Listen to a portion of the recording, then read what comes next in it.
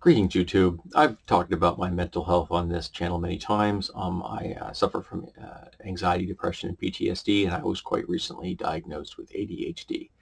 And I had my antidepressants upped in dosage as well as the type. It's a medium duration I'm taking at the moment, and it's been helping quite a bit. It's helping me have more clarity of thought. I've been able to have some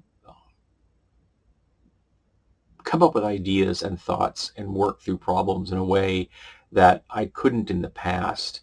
I would often get locked into an idea once I thought of it, but now I've been able to say, okay, this is a good idea, but what else can we do with it? Can we change it? Can we modify it? Can we simplify it? And I don't know if any of you out there have ever done any crafting or designing, but when it comes to doing crafting or designing, a complex is easy. Simple is hard. Simple and elegant is the hardest thing you're ever going to do. Making something complex, just keep throwing stuff at it until it does what you want it to do, that is not hard to do. It's ugly. It's complicated. It's kind of kludgy. But you can often get something that works. Something that's elegant and simple. That's difficult.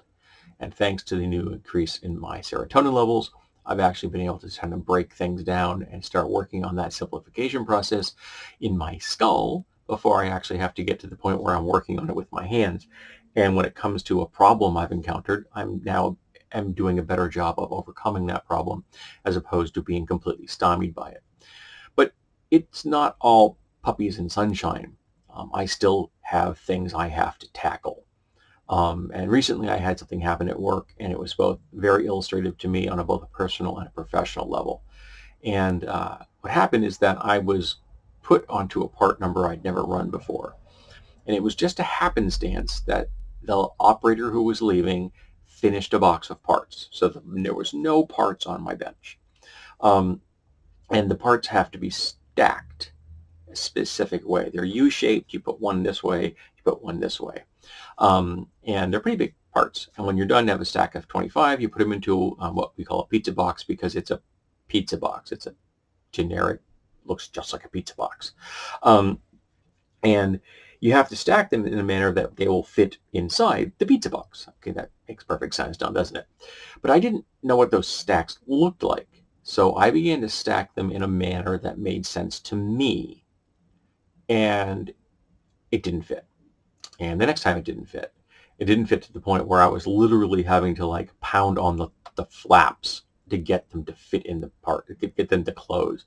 I got it to close, didn't hurt the parts, but it was ugly and it was awkward and it was time consuming when it should have just been a very simple drop, fold, tab, done. You know what I mean? No. That was not smooth or elegant. It was ugly. And I struggled with it for 4 hours, but I knew that there would be somebody coming in at 3 o'clock in the morning. They always come in at that time, who should be able to give me the advice I need to overcome this problem. So the person showed up at 3. I asked them, I said, here's the problem. Can you give me a hand? And the person said, well, you just got to kind of, move them together. Now, maybe that piece of verbal instruction would have been sufficient for them to grasp. So if I had said that to them, they would have immediately understood what I meant, and they would have accomplished the kind of bringing them closer together and then had the rest of their shift run smoothly. I don't take verbal instructions well, and as someone who has trained people extensively in manufacturing over the last 38 years, I can tell you that no one else I have ever encountered or taught has ever been able to take purely verbal instructions successfully. So this person may be the exception to that rule. I'm not sure, but in my experience, I do not take it well, and no one I have ever trained takes it well. So I struggled for the rest of the shift, so a total of 8 hours struggling all day long, trying to get these parts in the box. And I come back in the next day and I'm assigned to the same part. So I start doing it and I struggle with it for the next 6 hours. I'm struggling. And every time I struggle, I'm getting frustrated and angry. And as I get more and more frustrated and angry, my capacity for rational thought decreases. If any of you remember the scene from the movie 2001: Space Odyssey, where Dave is pulling out the chips in Hal's brain so that he will stop trying to kill kill Dave. That's what it feels like. Every time I get frustrated or I'm angry, it's like someone's plucking the chips out of my brain and I cannot think anymore. It's frustrating and it gets worse. So after six hours on the second day, and this is a total of 14 hours of fighting with these parts, I tell myself, okay, you got to stop. And this is where the serotonin and the better thought processes kick in. So I say, you got to stop.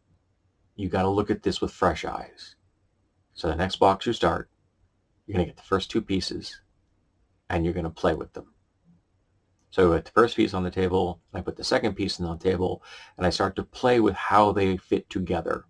And the goal is to get them as tight together as I can within their own footprint. So there are certain constraints.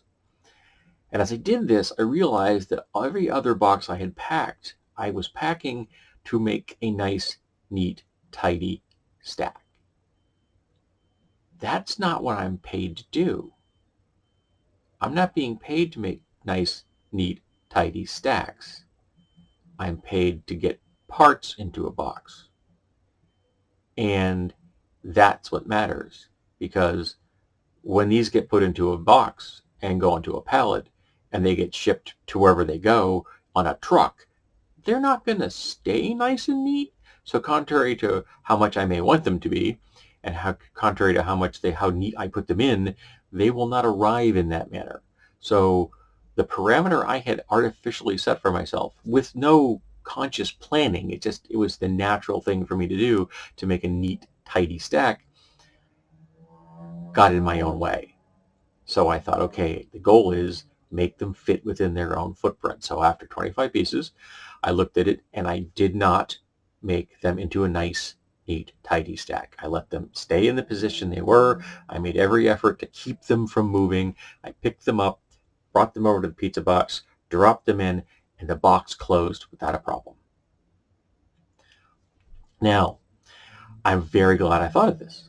So again, on a personal level, I've accomplished something. I've broken out of a thought pattern that was bad for me, that was causing me anxiety to the point where I almost went home at one point because I was on the edge of a panic attack because I just could not figure this out, and I couldn't figure out why I couldn't figure it out. And of course, as I got frustrated, my ability to make that kind of a cognitive leap was disappearing. So very happy I did that. However, it was also illustrative on a professional level, because when I finally figured out how I had to stack them, the reality is that it would have taken the person I had asked the previous day for some assistance 5 seconds to show me. 5 seconds. And they didn't, because for them, the verbal instruction they gave me was enough. And suddenly, lightning struck from the sky. Because you see, I've worked with lots of people who have trained on first shift, and then they come to third shift, and they're now my employees because I'm the lead, and they don't know anything. They don't know how to do anything. They don't know how to ship things, to make things, to fill up production charts, to fill out labels, to properly identify wagons or boxes. Nothing. All they know how to do is get parts in and out of the press. And that isn't the entirety of the job any more than making a nice, neat stack is the entirety of the job. I want an employee to not only know how to do their job, but what they're doing and why they're doing it. To be able to look at the readings on their machine and have a good chance of diagnosing what the problem is by simply looking at the fault screen, because every press has one.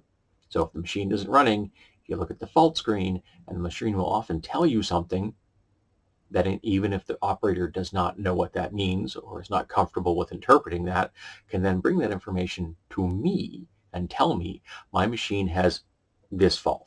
And now I have an idea of what I'm going to look at, as opposed to an operator walking up to me and saying, a press is broke, which is not particularly enlightening. So if first shift has been training people by telling them what to do, that explains why these folks are not trained. Because you have to show, don't tell. And you have to show them repeatedly. And you have to explain what you're doing and why you're doing it. I'm holding the part in this manner because that makes the easiest way of trimming it. I'm trimming it from this one to this direction because I happen to be right-handed. I'm hanging the parts this way because it's the safest way of making sure the parts aren't damaged when they're cooling. I'm putting them on this tray this way because that's the best way to make sure that parts aren't twisted when they go into the oven to get baked. I'm lubricating the mold in this particular manner because this is the best way to do it, and I'm making sure that the mold's being blown out after I'm done to make sure it's not going to have this particular kind of a problem. And that's how I train someone. I show them what I'm doing, and I explain exactly why I'm doing it. And I tell them, I said, you're going to probably think you have a better way of doing it. And there may be a time in the future where you're correct. But right now, do it my way. Because that way we're on the same page. And I know that you're doing what you're supposed to be doing. And if you come up with a better idea in the future, cool, I may adopt it. But right now, do it my way. And I have stolen techniques from other people that I've seen do things. Think, that's smart. I'm going to try that. And sometimes I agree with them, and sometimes I don't agree with them. Sometimes there are limitations to what I can do that they don't have. And sometimes what they do is really darn clever.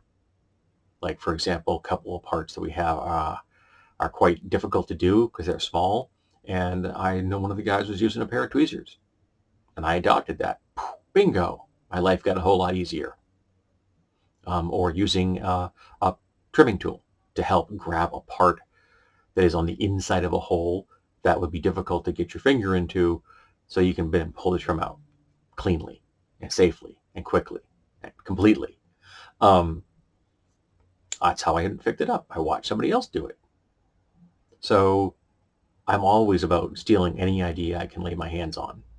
And I'm all about making sure that the people I train get all of that information I've got. And if things change, policies change, or I come up with a better way of doing something, I'll share it. They may not want to hear it, but I'll share it.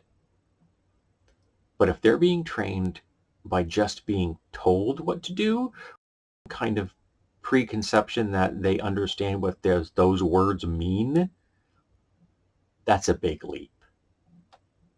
I can guarantee you if I were to take any of you into my shop and just tell you what to do, you are going to fail. And it's going to get worse. Because not only is it important to make sure you show, not tell, but it's also very important when you're training someone to never tell anyone that something is easy. Because if you tell someone something's easy and it isn't, they are really going to get upset. And it isn't fair to them to hear that, to see that. And